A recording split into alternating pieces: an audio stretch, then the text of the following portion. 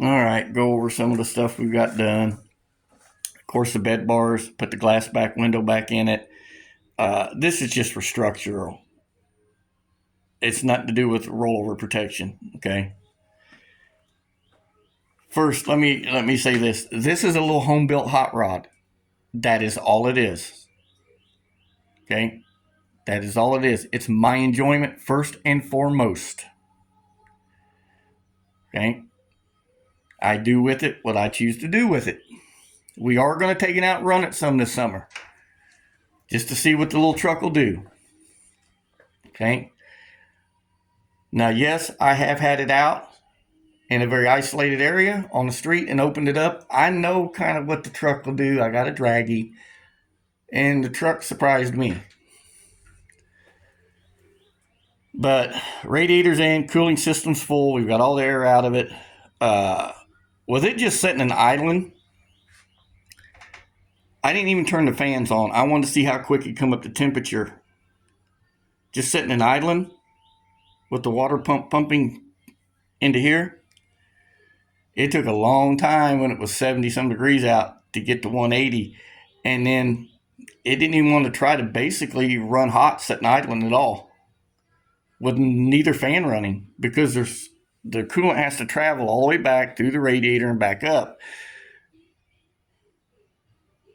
Just doing that was helping everything stay cool. So I imagine once I turn both fans on and throw boost down his throat, it's not going to run hot at all. Another thing is, somebody said something about I should turn the radiator over with the fittings facing down. I said no, I want them facing up. That way the radiator is completely full. Flipped over the other way, the radiator could flow through the bottom half of the tubes and not fill the whole radiator up. That was my way of thinking. So I done it this way. Last time I did this, it worked fine. And of course, this truck, it's doing fine too. So there's close to 4,000 CFM of fan on it.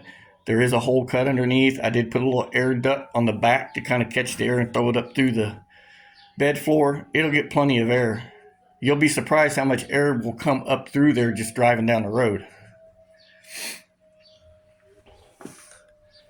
Seats are out because I got to finish putting the rest of the cage in it.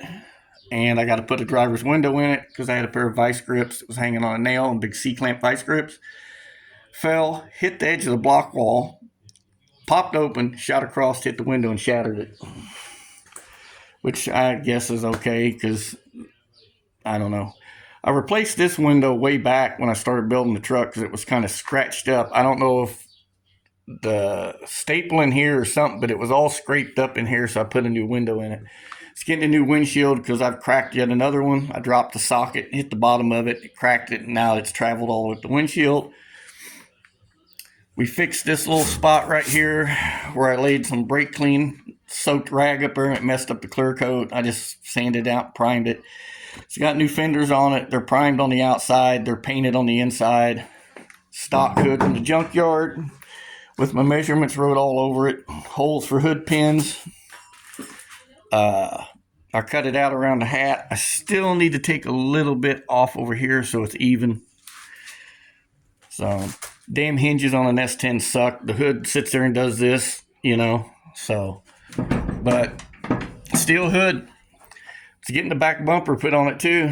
I'm going to put a Tacoma, first gen Tacoma back bumper on it. They look pretty good on these square bodies. I got to find somewhere to mount those gauges for fuel pressure at the carburetor and at the regulator. They can't be in the truck. So I'm going to figure out somewhere to put them yet. And the nitrous bottle pressure gauge, which I've only hit the 100 shot on it twice, doing second gear pulls in it, just to see if it would drop the charge air temperature, and it does. It's not for spooling turbos. Header can, overflow can off the header can, new proportioning valve. I'm still plumbing it out. So, new clamps on all that. I got to get one for up there. Speedway didn't have a 4-inch. They got them in stock now. Put O2 sensors back in it. Finish welding up the exhaust and the wastegate dump tubes that are going to come out with an elbow right next to the actual exhaust. Patched the hole that I cut out, that big square hole I cut out in the core support. Patched it where the radiator cap was. Ow. Caught my finger. And then of course next winter the game plan is, if everything goes right, we're going to strip the truck down and repaint it. I'm going to fix all the little dents in it. Like, it's hard to see if you stand back here and I move my phone, see the little dents like in the top of the bed and stuff. I want to fix all of that. Repaint it. That's kind of why I took the bed bars out and made that section where it bolts in and out. So I can take it out to take the bed, pick the bed up, scoot the bed back, paint between the bed and the cab. The fenders, you can just pull them back off. Core support's already painted, so I ain't got to worry about that. I did put a new bumper and a new air dam on it. There's where the exhaust is at. The wastegate's going to come out right next to it. 2 3/8 pipe.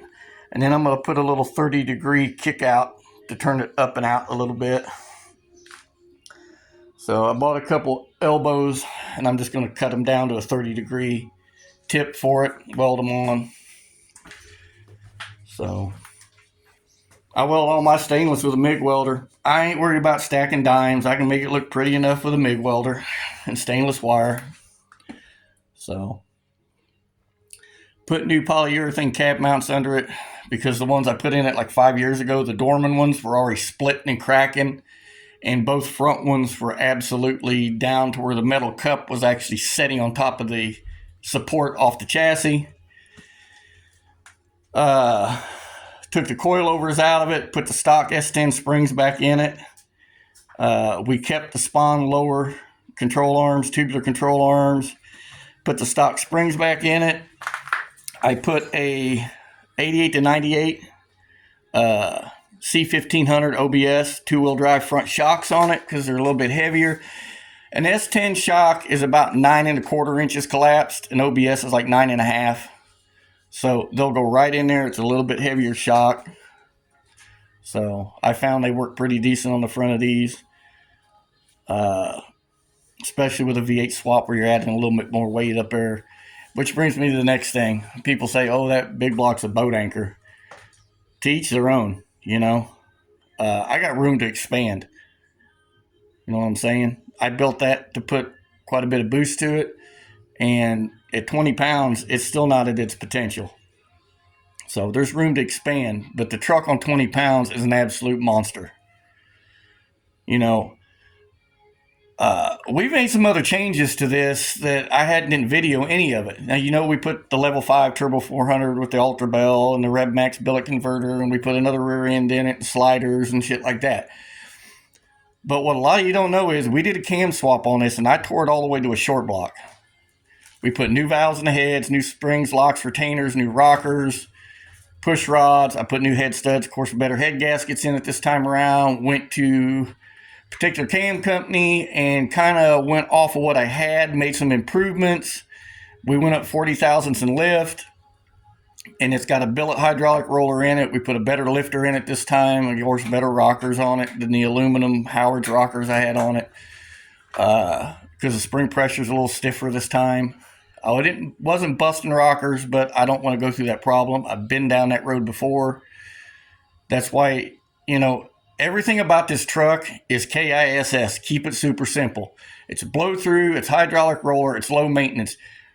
Change oil in it, change spark plugs once in a while, change the coolant once a year in it, and drive the piss out of it. Oh, I don't know what that's off of. Probably a pair of glasses or something. Grandson's out here with me. So, but again, at the end of the day, it's just a little home built hot rod. And I want to keep it S10. That way, if I do race somebody, it's all steel. It's got steel bumpers, all steel body panels. There's no excuse if I beat you. Okay. Well, you had glass doors and this and that and glass bedsides. If that's what you want to do, that's fine. I will always been one of those that you build what you want the way you want. Don't worry about impressing anybody else except yourself. That's it. At the end of the day, do what you want the way you want and piss on everybody else. Not to sound rude or crude, but, you know, If you build something to impress everybody else, you know, unless you're a shop building something to impress people to get customers, just do what you want the way you want. End of the day, you'll be much happier. So, but like I was saying, power-wise on this thing, it made 728 on motor, and that was on 104 octane unleaded. It was oxygenated before we brought it home. We changed the cam in it. It's probably making a little more power. We run it on 109 octane unleaded is what I run it on, butane, or 108 Torco. That's good for 25 pounds of boost. Like I said, we put 20 to it because the ProStar 500 pump at 30 psi, 7 pounds of base pressure, 20 pounds of boost, that's 27 pounds of fuel pressure out of a 30-pound pump. And again, the truck makes plenty of power on 20 pounds. Okay, plenty of power. Like I said, I've got a draggy. I've had the truck out on the street and beat on it a little bit. The truck surprised me how much lead it had in its pencil, let's put it that way. So, is there stuff out there to outrun it? Absolutely. But I didn't build it to go out and race anybody, go out and do anything other than have fun with it. I actually have more fun putting a grandson in and going to Dairy Queen. Roll around town in it, get looks and all that. I just enjoy it. So, same, my son now, he's building something a little more serious to the race end of things with his Turbo LS setup. But like I said, though, I just do this. I make these videos to share information if it helps somebody else out. You know, like the other day, I showed the kid what Meladon oil pan I run with the sumps all in the back and squared off. It works really good in these trucks. It's a 7-quart pan, and it fits the chassis really well without butchering the engine crossmember. So, you know, we boxed this chassis all the way out. I took a bunch of 1 3/4 tube and braced it. There's a piece behind the bumper. There's another one that goes under the bell housing now, and it just goes all the way back, comes up a little bit where the bed and cab meet, and goes all the way out the back. And I tied all of that into it. That comes through, ties into the seatbelt bar. I got the door bars. I still got the halo, the front down bars, and then I'm going to take a bar off of the door bar down through the floorboard and tie it into the chassis. And then add, where this one comes down like this, I'm going to add a little diagonal bar in between them, what I call a tow bar.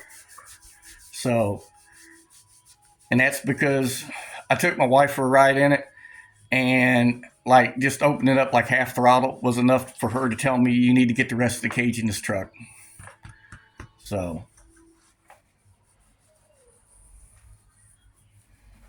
you know, so, but there you go. That's what's going on with this one right now. 2 Saturdays ago, we put the transmission, the new torque converter, and the rebuilt 205 back in the gray chassis swap truck. Ended up, that transmission's a TCI, Maximizer Turbo 350. And ever since we've had it, it's made a hell of a racket going from reverse to drive, which I knew what it was. It was the support rocking between the lugs. We ended up tearing into it while we had the converter and everything out. And honestly, I don't know why TCI chose not to put a case saver in it. So I went to the transmission guy I deal with, got a case saver from him. We put one in it, put it back together. Now it's just a little, that's all you hear, instead of crack, crack, every time it goes in gear. I'll give TCI, though. It was all new. It's got some really high-end stuff in it. But call and talk to them, and they say 90-day warranty. That just, I don't know. I know those cases are old. They've been recycled how many times, we don't know. The lugs get wore out in them. But, you know, anything I've ever put together, I rebuilt, it always got a case saver put in it. Whether it was a 350 or 400, it didn't matter. It got a case saver put in it. So, but that fixed that. The 2000 to 2200 converter, the truck drives like butter. Oh my God, that truck drives so good. So, of course, that Vortec 5.7 ain't no powerhouse, but, you know, it does pretty good. It's got more get up and go than an OBS with a Vortec in it because it's got an upgraded profile camshaft. But, you know, I think those engines were 255 horse from the factory. They claim this one's like 290 or 300 with a carburetor on it. So it's just an L31 with an updated profile camshaft. That's what the description said. So, but it runs like, I mean, it drives like a dream now. Took the Dorman steering box off. They had a bunch of play in it. Sent it back to Summit. Put a new Lair's steering box on it. No more playing the steering. It don't wander no more. Like I said, it drives like a brand new truck. Still rides like a lifted square body, but drives like a brand new truck. Okay, you need to get off my toes. I can't walk and we'll fall over. All right, he wants Pawpaw come in and fix him some oatmeal, so I'm going to go in and fix him some oatmeal. What do you want, that brown maple brown sugar? Yeah. All right. So I'm going to go in and do that. Probably come out later today, sand that hood down, throw some primer or something on it. Might actually just go ahead and pull it off and put it on a supple sawhorses and do that later. It's supposed to get pretty warm today, so anyway, that's what's going on. I thought I'd share that. If you look right there on that chair, that thing, it looks like a stainless snake. Yeah, that's one of the wastegate dump tubes. 245s, 490s, a couple straight pieces to snake it down around and out next to the exhaust. That's the one for the driver's side. I still got to do the passenger side yet. And then there's the driver's main exhaust where I started to put the little 30-degree piece on the end of it. So that moved the O2 sensor, bung weld the hole up and move it because it was hitting the core support where it was at. So, but that's it. That is all that's going on right now. So everybody, again, end of the day, build what you want the way you want. Don't worry what others think. Okay? Always be true to yourself. So till we get it making noise and back out, and when you guys hear it, you'll tell it's got a different cam in it. It's got a little bit more chop and thump to it than it had before. So anyway, that we milled the heads, surfaced them, milled a little off of them. So it's got maybe a whole 0.2 compression raise. But anyway, I'll get into all that in another video. I'll go over all of it. I got some still pictures when we had it apart. So till then, above all, stay safe. God bless. Later.